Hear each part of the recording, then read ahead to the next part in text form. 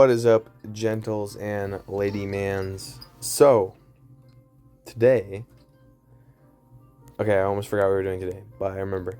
So, new season's out called Fight Night. I mean, look how cool that is. Is that not? I mean, that is cool. Is that thumbnail? No, I'm kidding. But anyways, so new season came out, Fight Night. We have Evo P.E.K.K.A. That's our new Evo this season. And even the arena for Path of Legends has changed. That's pretty dope. But anyways, Evo P.E.K.K.A. As most Evos when they first come out, kind of busted. Not super duper crazy busted, but it's definitely good. It's definitely fun. I just clicked that button because I didn't know it. And that must be new. But anyways, I'm trying to find Evo P.E.K.K.A. to show you guys what it's all about. Wait. There we go. So, Evo P.E.K.K.A. For one, it looks cool. I mean, look at it. It's huge. It looks cool. He's got his super shiny armor. So every time it kills something, it gets a butterfly. That butterfly goes back in. As you can see, it supercharges the P.E.K.K.A. and it like lights up and it heals. So basically, it's a P.E.K.K.A. that when it kills stuff, it heals. So as you can see with that Goblin Gang, the regular P.E.K.K.A. died, but this P.E.K.K.A. just thrived. But still, Skarmy is gonna overpower it, overwhelm it, you know, whatever. But if you put that with something, extremely hard to counter. They did have a challenge for it, so I've been playing it over here. Not gonna worry too much about gameplay for Evo P.E.K.K.A. today. That might be a separate video, but that's not what today's video about. Today, if we look in here at our magic items, for one, we have got a lot of magic items, especially common book of cards, because this daily tasks, this new lucky box, lucky drop, whatever it's called, is busted. You get a ton of books from it, and for me, I've just gotten a ton of common ones. As you can see, 4. Amazing. As you can see, though, the main point of focus, the focal point, if you will, here is the elite wildcards. You need 50,000 to upgrade your cards to elite level, aka level 15. I currently have 49,000. If you notice, in the shop, they have a Mega Knight. Hence the Mega Knight Evo season coming next. You know, they're gonna, of course, hype it up. So anyways, I, if you'll note, have a level 14 Mega Knight. So, if I go ahead and buy a Mega Knight card, you'll notice that it says max stack full, and instead of getting the Mega Knight card, I get elite wild cards. 1,500 elite wild cards. Just enough wild cards to put me over my cap.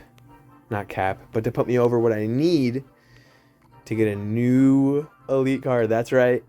That's right. We have got enough to get another card to elite level. So we've got a lot of options here. You're probably wondering, what are you going to choose? You use recruits a lot. You use piggies a lot. You know, there's a lot of good options here. You know, you've already got mini P.E.K.K.A. progressed a little bit. You could go with something, you know, interesting, gregarious, if you will. Something crazy. You know, I was like set on log, but now I'm looking at these options and it's like, damn, level 15 recruits would be pretty sick, especially since they're Evo. But that's not super helpful. I don't get a whole lot from that. A little bit more DPS, a little bit more hit points, sure, but those +1 log interactions, like if you have somebody that has like a level 14 firecracker, like where I'm at for trophies, not everybody has like full elite decks. Like if you can get like just having that log do a little bit more damage to, like, let's say a wizard or something like that, where like a log does well against a wizard or something like that, like you can just have a little bit more damage on that, or you can get that +1 interaction, kind of like with the fireball. You can get that +1 fireball interaction where it takes out the wizard rather than leaving it like low health. Same thing with musketeer, it takes it out rather than leaving it with low health. Same thing with log. You can get those +1 interactions with a firecracker for, like, just for example, like a firecracker. If it's level 14 and you have an elite log, it's obviously going to take it out rather than leaving it alive.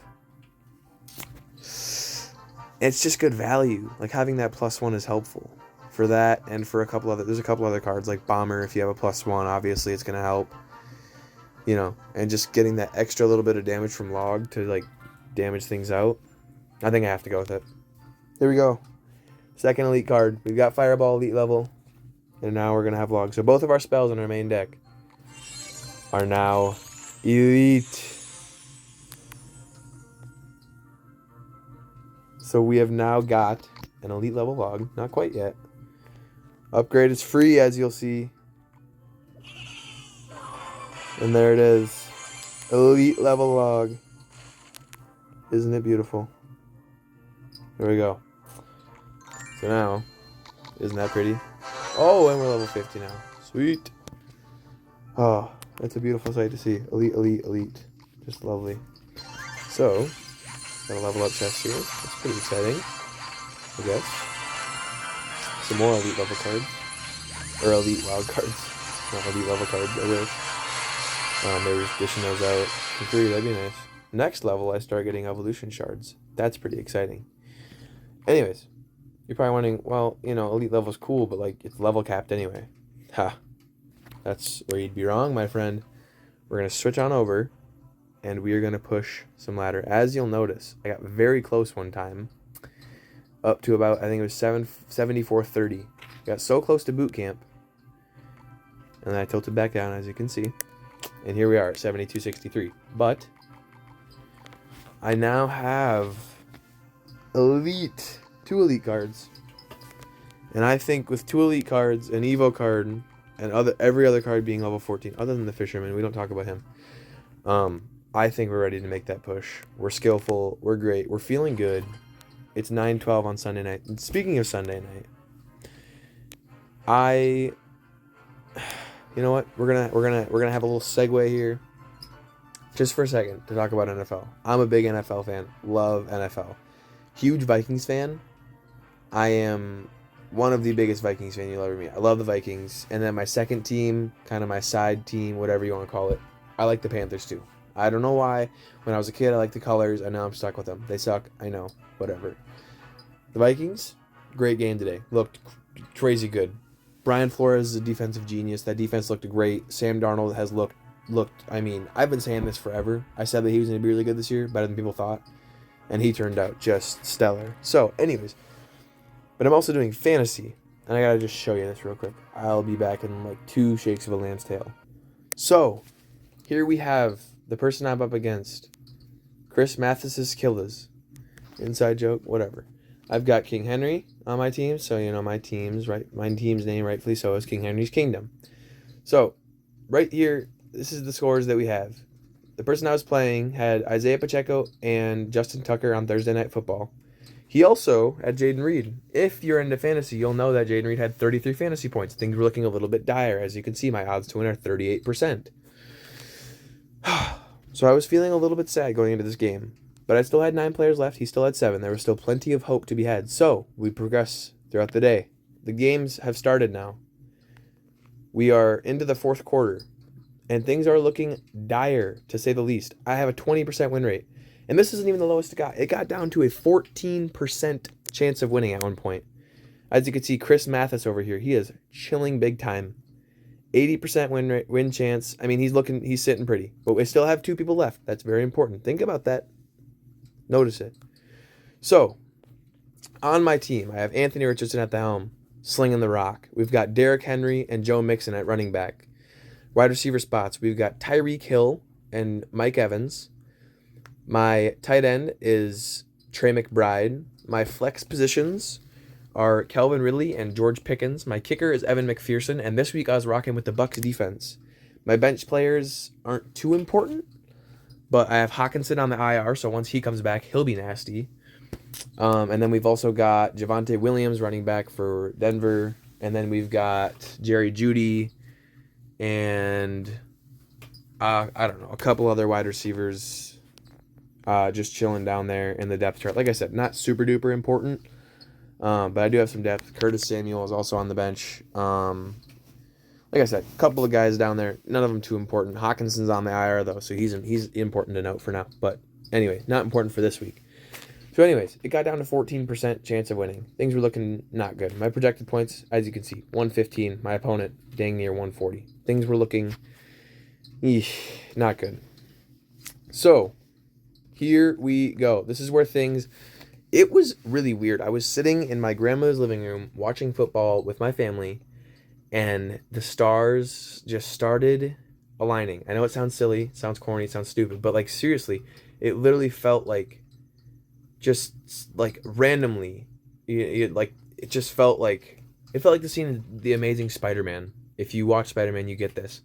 It felt like the scene in The Amazing Spider-Man where the crane operators all came together and turned the cranes over the New York skyline to help Spider-Man get to Oscorp and fight that giant ass lizard.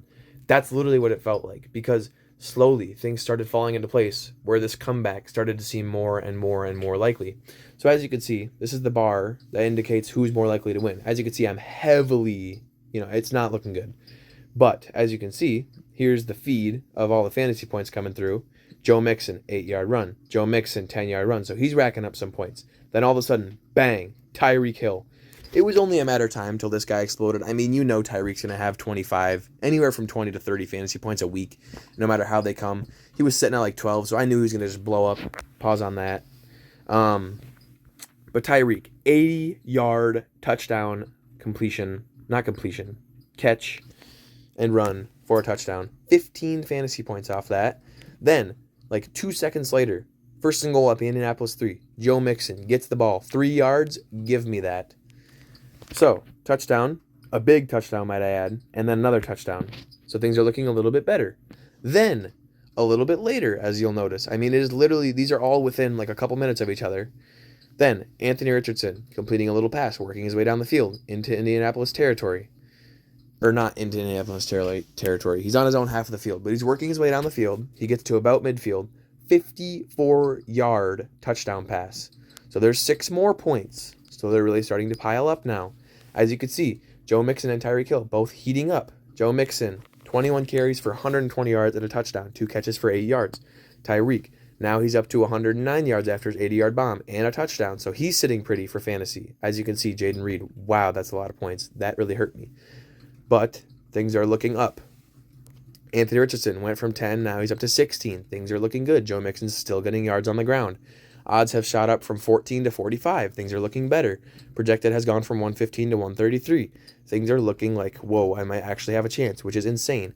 As you can see, things are progressing nicely. Another huge catch from Tyreek. He catches a 28-yard bomb. What was it, 28? Oh, no, sorry. 21-yard bomb from Tua. So then his points, he's up to 26 now. Mixon is still cooking on the ground. He's up to 25 now. Then, as you can see, the rest of the team's doing solid. Pickens is doing all right. Trey McBride, meh. Calvin Ridley, meh. But I didn't expect much from those fellas anyway. I did from McBride. I shouldn't say. He's my sleeper pick for the year. I think he's going to have a great week, or a great year. This week he was a little but I think that's just him settling into that offense. It was kind of a weird week for that whole team, so I think he'll be fine. But anyways, this point I'm freaking out because I was at 14%. Now I'm back up to like darn near 50-50. That's insane. I almost started counting myself out. But I was like, no, I'm not going to give up.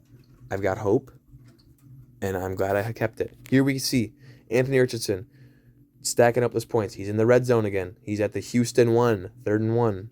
So here's just kind of a little breakdown. This was me freaking out in the chat. If this generation happens, generational, 14%. So this is just a breakdown. Tyreek, 80-yard bomb. Mixon tutty. 60-yard AR5 tutty. 30-yard reek catch. 50-yard AR5 completion. And I still had Mike Evans to play, so I was excited about that. Then, as soon as I sent that message, literally within seconds, AR5 takes off, gets a rushing touchdown. Which, if you know fantasy, rushing touchdowns are worth more than passing touchdowns for quarterbacks. So that's 6 more points. Now things are really looking up. So now Anthony Richardson, as you'll see, has really inflated those points. He went from 10 to 26. And if you notice, the first time I showed you, there was like 15 minutes left in the fourth. So all in a matter of 13 minutes, he went from 10 to 26. Tyreek went from like 10 to 26. Joe Mixon went from like 17 to 26. I mean, like literally, the stars were like literally aligning. Joe Mixon's here. I mean, Hill is starting to just go crazy. As you'll notice, now I'm favored. I went from being 14% chance to being favored. So this is just like, this is a crazy turn of events. So now, Richardson is just cooking with oil. I mean, things are heating up. He's doing great. So here you can see again, this is just Richardson with his touchdown. Joe Mixon's still stacking on points. Then Ridley, 22-yard pass caught. So he got 3.2 more. So the big plays are just rolling in at this point. And it's like, holy, I mean, things are looking up. So as you can see, this is the person that I was going up against.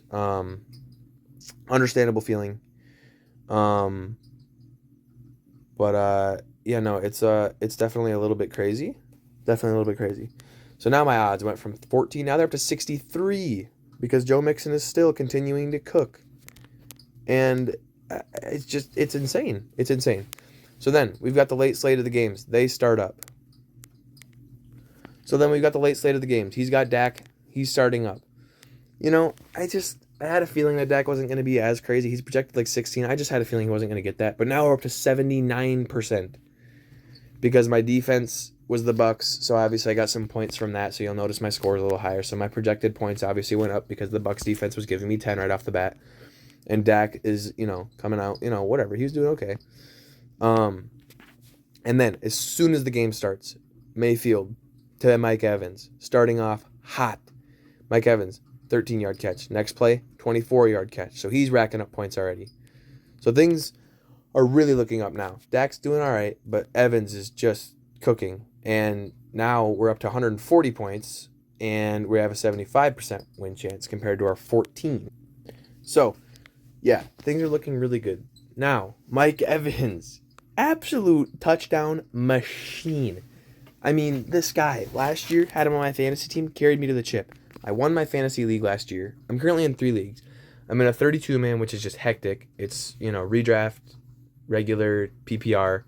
The rosters are a little weird. We have 3 flex, a super flex, 1 wide receiver, 1 running back. That's kind of the format for this. This is just this is my regular, this is a 10-man PPR redraft. It's QB, 2 running back, 2 wide receiver, 1 tight end, 2 flex, kicker defense, 5 bench, 1 IR. And then we just started up a dynasty this year. It's an 8-man dynasty. It's kind of weird. We've got 3 wide receiver, 2 running back, 1 QB, 2 tight end. I think we have 2 flex and then kicker defense. And then we have like 10 bench, 2 IR, and then like 3 taxi spots or whatever they're called. So anyways, though, Mike Evans, had him last year on my 10-man team. I won my 10-man team. I won the fantasy championship last year for that. Mike Evans was a part of that team. Guy is so consistent. They call him Mr. Consistency for a reason. Not only is he consistent with his yards, but he's a touchdown machine. As you can see, odds are up to 84 now. I'm up to 150 fantasy points. After only being projected 115, after having a 14% win chance, I am back, baby. Mike Evans is going to carry me, and I'm just going to have the most fun day ever because of this guy. So, as you notice here, this is me, myself, and I, Big Ozzy, King Henry's Kingdom. I said this. This is 3 hours ago. I took this screenshot during the second slate of games. So, this was during halftime of the first games. I quoted Geno Smith. They wrote me off. I ain't right back, though. I said, Mike Evans scoring 45, and the second half about to be nice for me. So, I called this before all of the other crazy stuff happened. I called that second half being nice to me. I called that before the Tyreek thing, because I'm not kidding. It was a matter of like 5 minutes. Tyreek had a touchdown.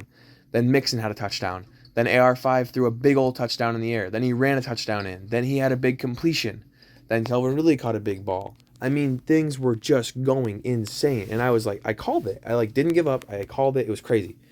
So anyways, now we were at a 79% win rate after being at 14. Now we've completely reversed roles.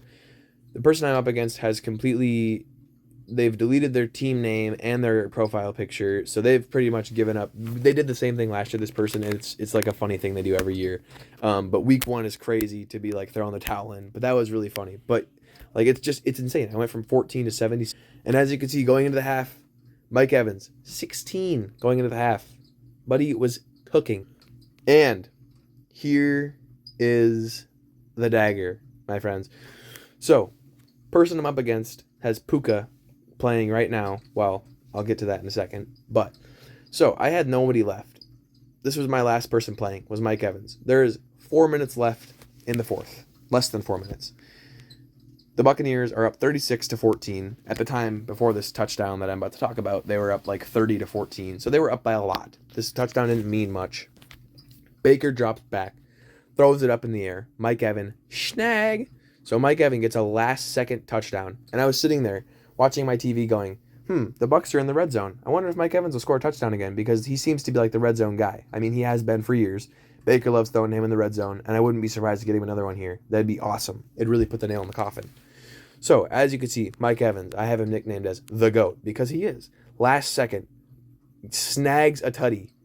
to improve his stat line to 5 for 6, 61 yards, and two of the best, 2 touchdowns from Bake May, the stud himself. 23 points to end off the day for him. So he's got 23. Tyreek Hill's got 26. As you can see, Joe Mixon, 26.8. And Anthony Richardson, if you'll notice in the previous slides, also finished the day with 26. So let me just run that back for you. 23 from Evans, 26 from Hill, 26.8 for Mixon, and 26 from AR5. After all those guys, not all of them, but after Hill was sitting at like 12 and Richardson was sitting at like 10, all of a sudden they just exploded. It's the craziest thing I've ever seen. I've been playing fantasy for 3 years now, and I've never seen anything like that. I mean, it was the craziest. Like, they all happened with like a minute of each other. They were all within the fourth quarter. Just bang, Tyreek 80-yarder. Bang, Mixon. Like, just things started going crazy. And it's like, what? Is that real? So as you can see, I'm now up to 154 fantasy points, 86% win chance. Now he's got a 14, and he's got Dak. Dak just, I mean, a great game for Dallas, but Dak just, I mean, he had a good game, but for fantasy, he just didn't do much. Nothing crazy. Also, speaking of this Dallas game, just wanted to talk about this for a second. Brendan Aubrey, 21 fantasy points, because I was like, dang, he's kicking a lot of kicks. I bet he has a lot of fantasy points. I go to the kicker page of fantasy. What a day for kickers. Chris Boswell with 26 fantasy points. Groupie, whatever, with 22. And Aubrey with 21. That's insane. I mean, those kickers are out there balling today. Like, that's a crazy stat. There's 3 kickers. I think that might have even been 4. 3 kickers at least, though, over 20 fantasy points. That's wild. But yeah, here's how the rest of the fellows performed. Calvin Ridley, end of the day, meh. McPherson was solid. Bucks defense kind of got swamped on. Nothing crazy, though. I mean, they had a forced fumble and 2 sacks, so they made up for it. Nothing too crazy. George Pickens finished with like 13.8 or something like that, so that was pretty solid. But as you can see, the second slate of games is wrapping up. I'm up to an 89 now, 155. My opponent's got 117. So, I mean, the table just completely turned, and things went totally swapped in a matter of minutes. And now I'll just kind of leave it on this picture as I talk about this last little part, which is kind of unfortunate the way it happened. But anyways, as you can see, Dak has wrapped up his game. So after the second slate, it's up to it's a 90-10 now. After I was at a 14% chance to win, I was now up to a 90. So the only player that my opponent had remaining was Puka Nacua, the wide receiver from the Los Angeles Rams. So if Puka were to score 38 fantasy points, I would lose. So I was sitting safe at this point. Game starts. Puka's hot. He's got quite a few catches. He's doing well. Goes down with a knee injury, unfortunately. Goes off to the sideline. Comes back in. Looks like he's going to play. Then we have halftime, and Puka, unfortunately, is carted off of the field. Carted off from the field. Looks to be not great, whenever your player gets carted off. It was a knee injury, too. Whenever your player gets carted off with a knee injury, not usually a good thing. So, like I said, it's unfortunate that that's the way it had to happen.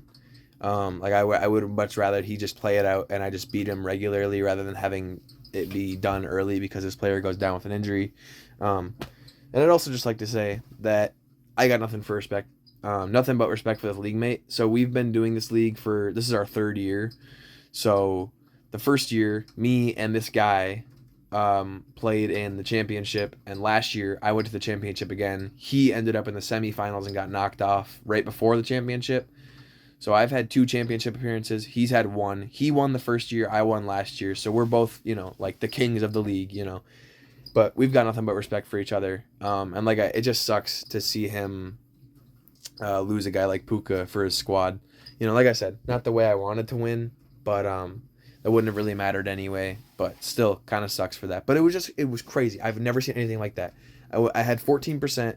And then I just had that crazy fold of events. I just had to tell somebody about it, so I figured I'd tell my faithful, loyal, wonderful fans out there, to whoever is watching this. I hope you enjoyed my little yap sesh, my little story, because I've never seen anything like that. That was insane. The way it just happened all like that. I was just like, what?